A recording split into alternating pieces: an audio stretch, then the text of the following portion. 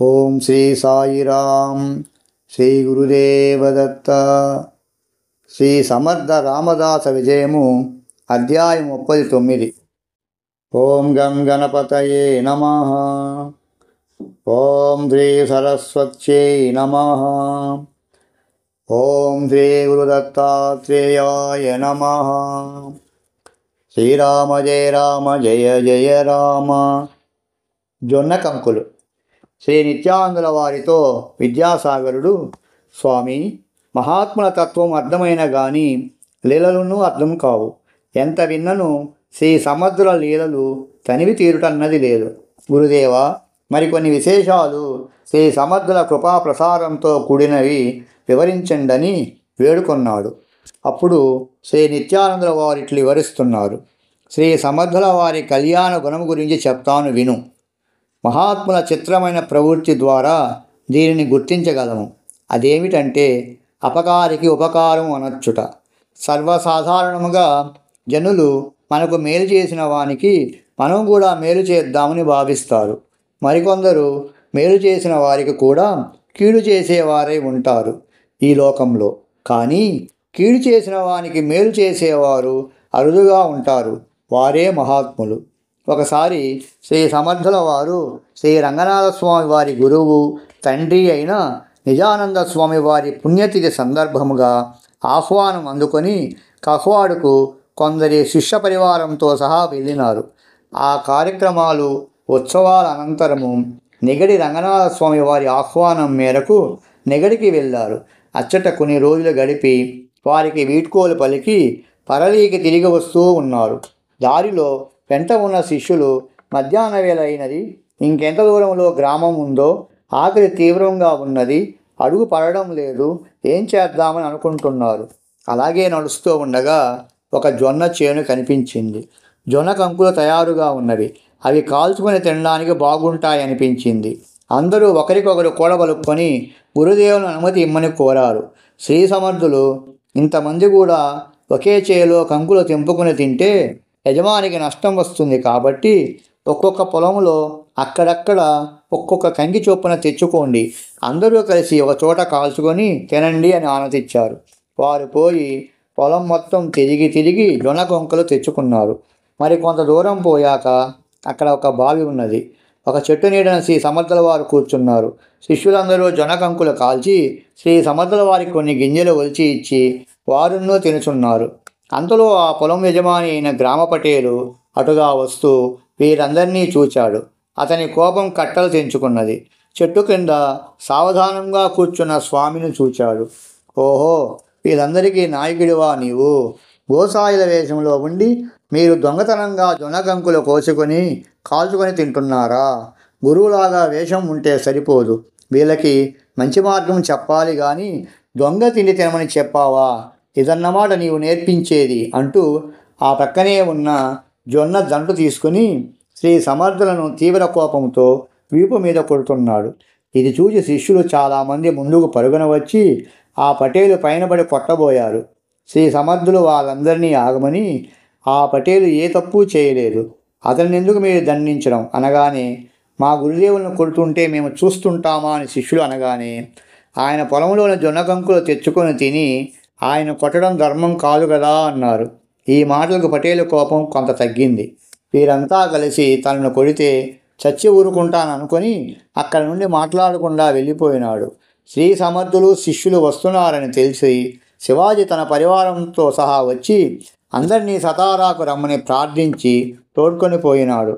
శ్రీ సమర్థుల వారికి రంగరంగ వైభవంగా మంగళ స్నానం చేయించాలని సుగంధ నూనెలు, పరిమళ ద్రవ్యాలతో, పన్నీరుతో స్నానం చేయించుతూ ఉంటే వారి వీపు పైన వాతలు తేలి కందిపోయిన దెబ్బల గుర్తులున్నాయి.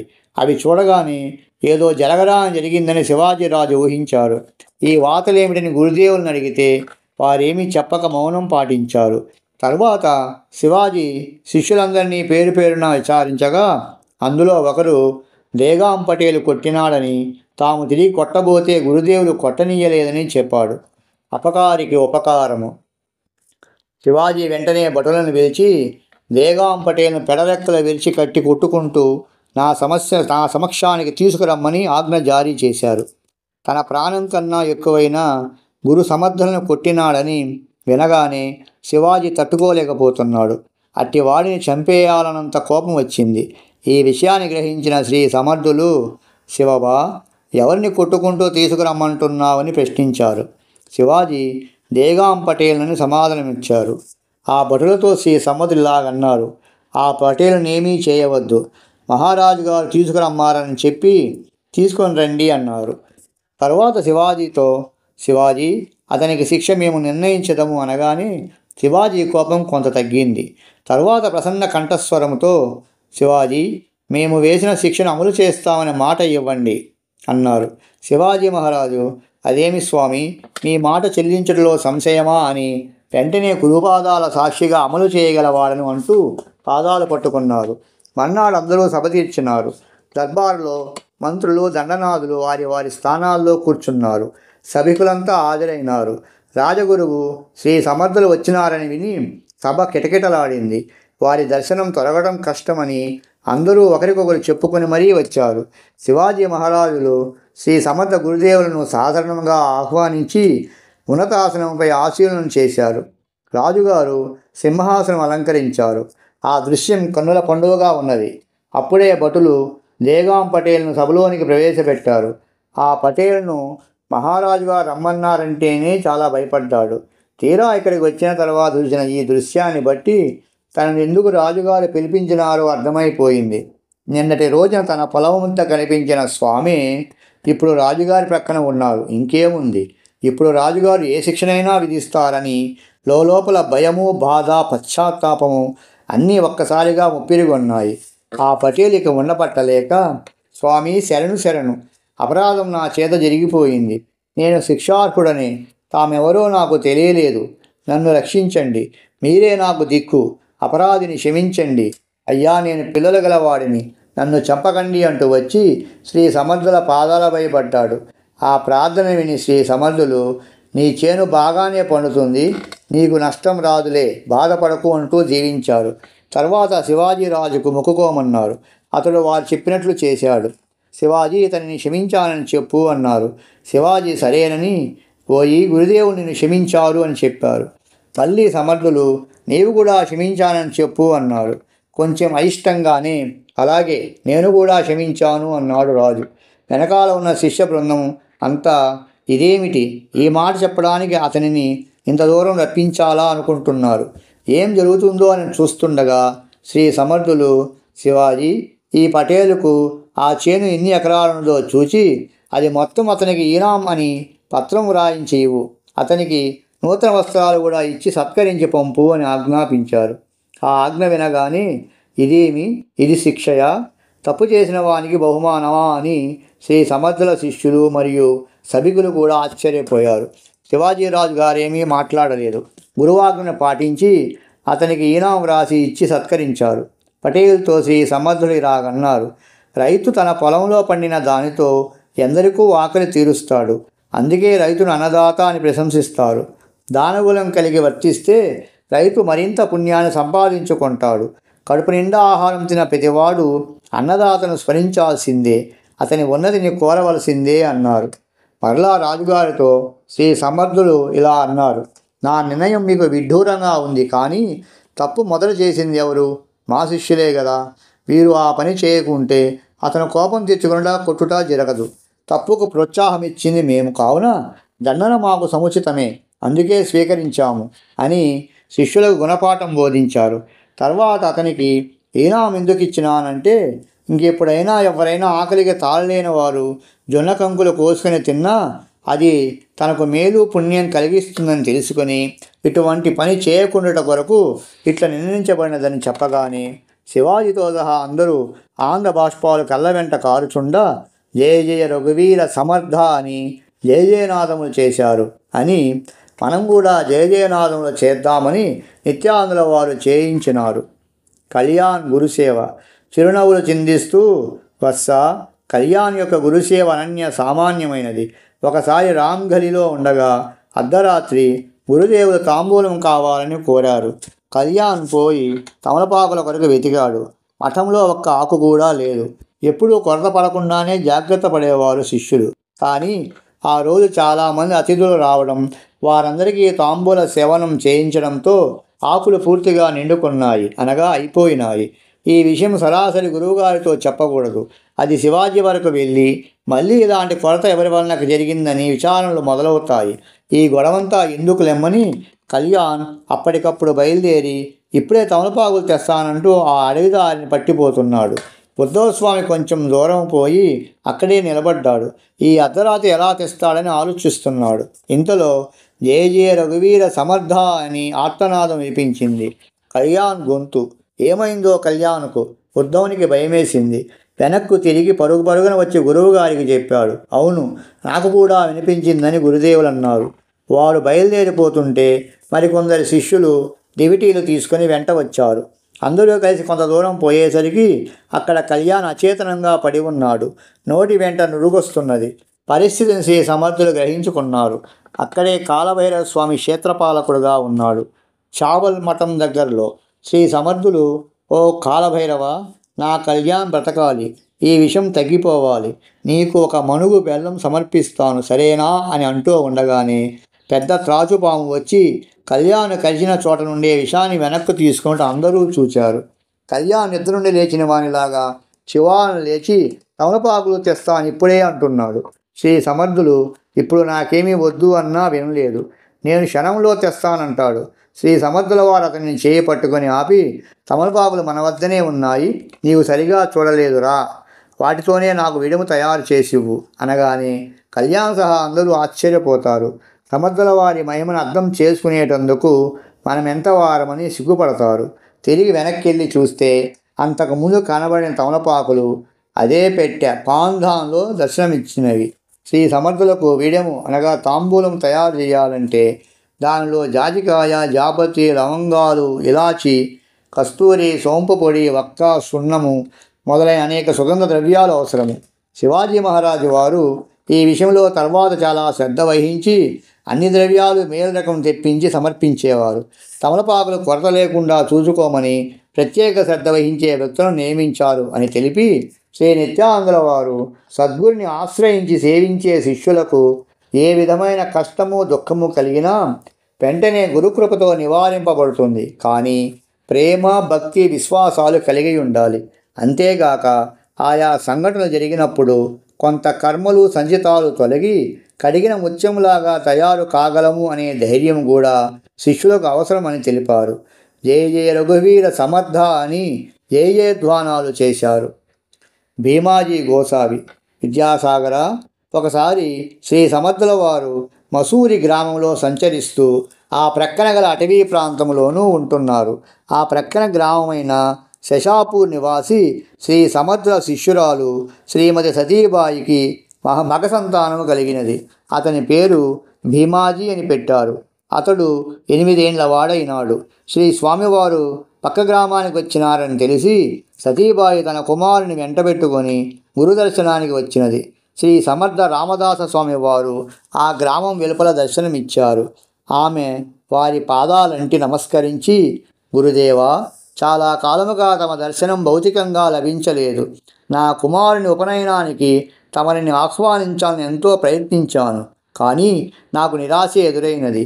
తమరి చేత ప్రతిష్ఠించబడిన హనుమాన్నే తమ రూపముని విశ్వసించి ఇతని ఉపనయనమును పూర్తిగా వించినాము. ఇంతకాలానికి తమ దర్శన భాగ్యం లభించింది. స్వామి, నిరంతరము మమ్ము దయతో కాపాడుచున్న సద్గురునాథ, ఏమిచ్చి తమ రుణం తీర్చుకోగలను అంటూ ఉంటే శ్రీ సమర్థులు చిరునవ్వులు చిందిస్తూ ఆ బాలవటువును చూచారు. అమ్మా, చాలా అదృష్టవంతురాలవు, యోగ్యుడైన పుత్రుణ్ణే కన్నావు అన్నారు. సతీబాయి తన పుత్రునితో, భీమాజీ, సద్గురుదేవులకు నమస్కరించు అన్నది. అతడు వెంటనే నమస్కరించలేదు. అట్లే పలకక ఉలకగా నిలిచి ఉండెను. అది చూచి సతీబాయి కంగారుపడి, ఏమిరా రా నిలబడినావు? నేను చెప్పిన మాట వినబడలేదా? శ్రీ స్వామి సమర్థ సద్గురుదేవులు వీరు. సాక్షాత్ మన తల్లి, తండ్రి, గురువు, దైవము సకలము వారే. వారి కృపాకటాక్షాలే మన ఇంట సిరి సంపదలై మనకు మనుగడనిస్తున్నాయి. వారికి సాష్టాంగ నమస్కారం చేయినాయనా అని కోపం చేసింది. భీమాజీ తల్లితో, వారికి నమస్కారం చేస్తే ఏమిస్తారు అని ప్రశ్నించాడు. తల్లి సతీబాయి తనయునితో, తప్పు నాయన, అలా అనరాదు. వారి అనుగ్రహమే మన జీవితము. వారి ఆజ్ఞలే మనకు శిరోధార్యము అని చెప్పింది. భీమాజీ సరే, వారి ఆజ్ఞ పాలిస్తే ఏమి లభిస్తుందో చెప్పు అన్నాడు. ఈ బాలుని ప్రశ్నలు వింటూ శ్రీ సమర్థులు చిరునవ్వు వీడని ముఖార విన్నముతో తల్లి కొడుకుల వంక దయాదృష్టిని ప్రసరింపజేస్తూ భీమాజీని తమ దివ్య హస్తాలతో చేరదీసుకొని, బేటా, నా ఆజ్ఞ నీవు పాలించితే నీవేమి కోరితే అది ఇవ్వగలను అన్నారు. ఏది కోరినా ఇవ్వగలరా అని మరలా రెట్టించి భీమాజీ సద్గురునాథ్ని అడుగుచుంటే సతీబాయి నొచ్చుకుంటూ, ఏమి పొరపాటు మాట అంటాడో, సద్గురుదేవులకేమైనా కోపం తెప్పిస్తాడేమో, హే భగవాన్ హనుమాన్, వీడికి సద్బుద్ధి నీవు తండ్రి అని లోలోన ప్రార్థన చేస్తున్నది. భీమాజీ గురుదేవులతో, అయితే ఏమి చేయాలో ఆజ్ఞాపించండి, చేస్తాను అన్నాడు. శ్రీ సమర్థులు, ఏమీ లేదు, చిన్న పనే, ఆ వెనుక ఉన్న పక్కనున్న బావిలో దూకేయి అన్నారు. ఆ మాట శ్రీ గురుదేవుల నోటి నుండి రావడమే తడవుగా వెళ్ళి ఢామని ఆ బావిలో దూకేశాడు. సతీబాయి వంక చూచారు శ్రీ సమర్థులు. ఆమెలో ఏమాత్రం కంగారు లేదు. సమర్థుల వారి సామర్థ్యం ఆమె ఎరిగి ఉన్నదే గావున నిశ్చలంగానే ఉన్నది. అంబాజీ తల్లివలే, అంటే కళ్యాణ్ తల్లివలే శోకము పొందలేదు, ధైర్యంగానే ఉంది. ఆమె వంక చూస్తూ సతీబాయి, ధనురాలవు, యోగ్యుడైనాడు భీమాజీ అన్నారు. అంతా తమ కృపా కటాక్షాల ప్రభావమే తండ్రి అంటూ ఆమె నమస్కరించింది. దాదాపు 3 గంటలు గడిచినది. అక్కడ జరిగిన సంగతి తెలిసి కొందరు చుట్టుపక్కల పొలములలో పనిచేసుకునే రైతులు, పశువుల కాపర్లు అక్కడికి చేరినారు. ఏమి జరిగిందో తెలియని వారు, 8 ఏళ్ల బాలుడేమిటి, బావిలో దూకింతసేపు అయితే అందరూ అలా చూస్తూ నిలబడినారేమిటి అని ప్రశ్నించారు. అతని తల్లియు గురువుగారును సమక్షంలో ఉండగా ఆ ఘటన జరిగిందని, ఒకరు, లేదు, గురువుగారి ఆజ్ఞట, అందుకే దూకినాడట, ఏమీ భయపడే పని లేదని మరొకరు అంటున్నారు. ఇంతలో శ్రీ సమర్థులు ధ్యానస్థితి నుండి లేచి తనలో తాను మాట్లాడుకున్నట్లుగా, వీడు నిజంగా భీముడే, అనవసరంగా నాపై నేరం ఆరోపణ చేయిస్తున్నాడు, ఏం చెయ్యాలి అంటూనే బావి వద్దకు వచ్చి, ఓ భీమాజీ, ఎంతసేపు రా అక్కడ, ఇక రా పైకి అన్నారు. అంతే. ఓ వస్తున్నా గురుదేవా అంటూ ప్రతిశబ్దం చేశాడు. అక్కడ నిలబడిన తల్లి సతీబాయితో పాటుగా ఉన్న జనులందరూ జయ జయ రఘువీర సమర్థ అంటుంటే శ్రీ సమర్థుల వారు కూడా శృతి గలిపారు. భీమాజీ పైకి రాగానే శ్రీ సమర్థులు అమాంతంగా ఆలింగనం చేసుకున్నారు. తన తొడపైన కూర్చుండ చేసుకున్నారు. సతీబాయికి ఆనంద బాష్పాలు స్రవించినాయి. శ్రీ సమర్థులు, భీమాజీ, నా ఆజ్ఞ పాలించినావు, శహబాష్, నీకేమి కావాలో కోరుకో, ఇస్తాను అన్నారు. భీమాజీ ఆనందభరిత హృదయంతో, ముద్దులు మూటగట్టే నగునోముతో, మిలమిల మెరిసే కన్నులతో, స్వామి, నేను ఎప్పుడైతే బావిలో దూకానో అప్పుడే అక్కడనే ఒక అద్భుతమైన దృశ్యాన్ని దర్శించాను. మణిమయమైన సుందర మందిర మధ్యమున రత్న నిర్మిత సింహాసనముపై తమరు ఆసీనులై ఇదే వరం ప్రసాదించారు. నాకు తమని అనుగ్రహం కావాలని నేను కోరగా వెంటనే తదాస్తు అని దీవించినారు. మరి ఎంతసేపు అయిందో నాకు తెలియదు, తమరు పిలిచే వరకు నాకు వడలు తెలియదు.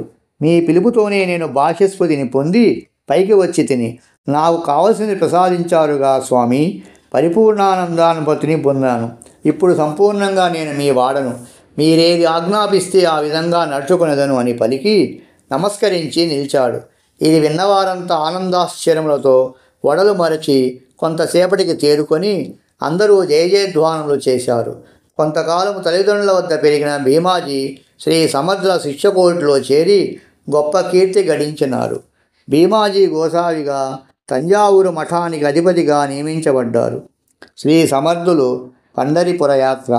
విద్యాసాగర, వ్యక్తి సద్భక్తితో మాత్రమే భగవంతునికి ప్రీతిపాత్రుడు కాగలడు. అటువంటి పరాభక్తి కలిగిన మహానుభావుడు శ్రీ సమర్థ రామదాస స్వామి కాబట్టి పండరినాథుడైన విఠలుడే ఆయన దర్శనం చేసుకోవాలని కోరుకున్నాడు.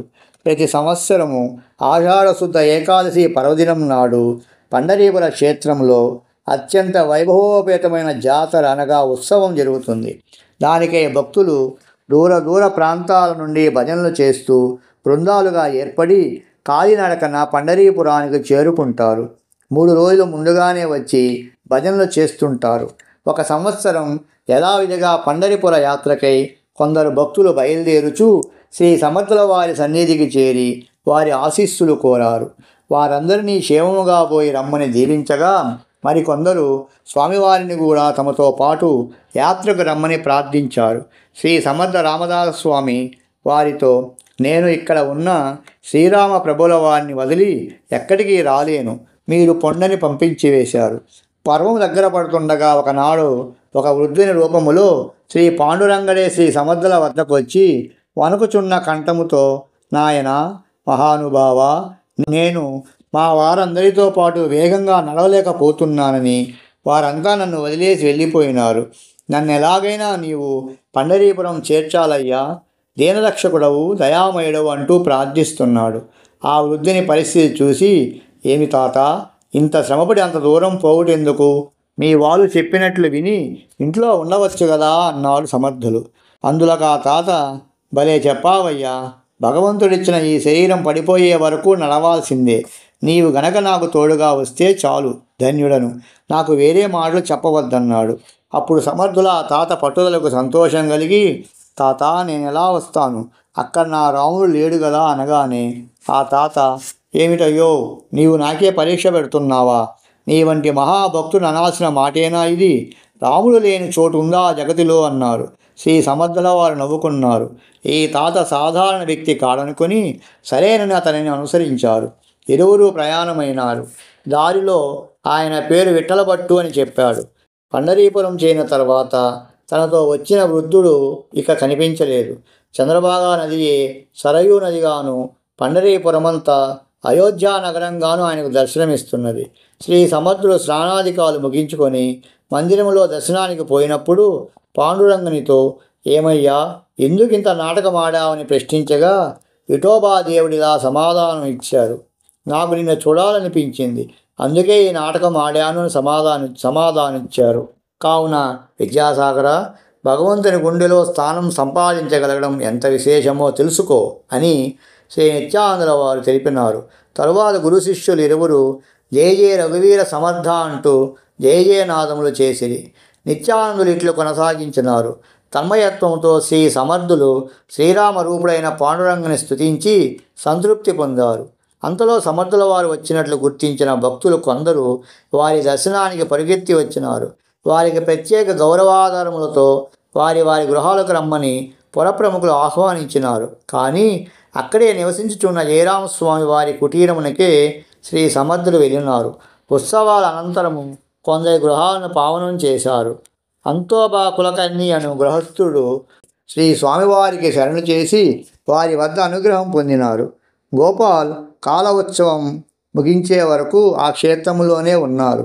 ఇంతలో శ్రీ సమర్థుల జన్మస్థలమైన జాంబ గ్రామవాసులు ఉత్సవాలకు వచ్చిన వారు శ్రీ సమర్థులను దర్శించుకున్నారు. తల్లిగారి యొక్క అన్నగారి యొక్క కుశములు అడిగి తెలుసుకున్నారు. వారికి ఒక లేఖ వ్రాసి ఆ గ్రామస్తుల చేతికిచ్చి పంపినారు. తరువాత అంతోబా కులకర్ణి ఆహ్వానంపై వారి గ్రామానికి వెళ్ళి పూజలు అందుకున్నారు. వారికి ఒక ఆజ్ఞ చేసినారు. ప్రతి సంవత్సరము ఈ ఉత్సవాలకు మేము రాలేము, కావున మా తరపున మీరు గోపాల్ కాలా ఉత్సవం జరిపించుతానని వాగ్దానం చేయండి అన్నారు. అంతోబా కులకర్ణియే గాక ఆ గ్రామ ప్రజలందరూ కలిసి ఆ ఉత్సవం చేయించదమని మాట ఇచ్చారు. ఆ విధంగా శ్రీ సమర్థులు పండరీపుర యాత్రను ముగించుకొని చాఫల్ మఠానికి తిరిగి వచ్చారు. జయ జయ రఘువీర సమర్థ, శ్రీరామ జయ రామ జయ జయ రామ. ఇది విద్యాసాగర శ్రీ నిత్యానంద యోగి సంవాద రూపమున శ్రీ దత్తాత్రేయ సంప్రదాయ శిష్య పరంపరలోని శ్రీ శ్రీ శ్రీ స్వామి విఠలానంద సరస్వతి మహారాజ్ విరచిత శ్రీ సమర్థ రామదాస విజయములోని 39వ అధ్యాయం సంపూర్ణం. ఓం శాంతి శాంతి శాంతి.